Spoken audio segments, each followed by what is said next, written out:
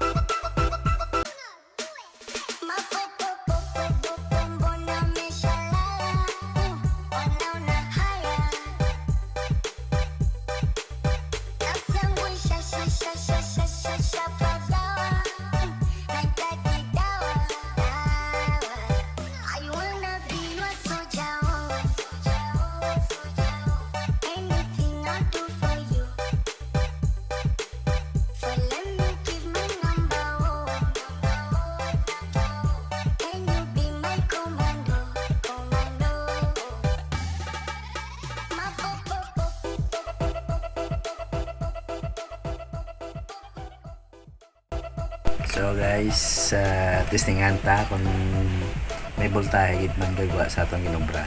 So gin-repair ta nga ABR. So saksa ko ni guys ang tester dre. Ay ma-reading na siya, mahulag na siya. Nag-set ko siya sa 250. 250 siya, 250. Okay, okay. I-on ko guys, lang tawag niya kung mag-grade siya. Easy niya, 250 easy. I-on natin guys ha. Okay. Okay. So guys, gigana.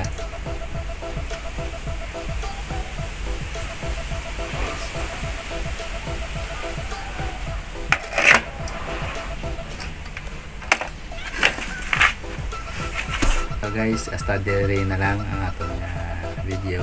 Then, tagaan tamang mga gamay idea la. Bye bye.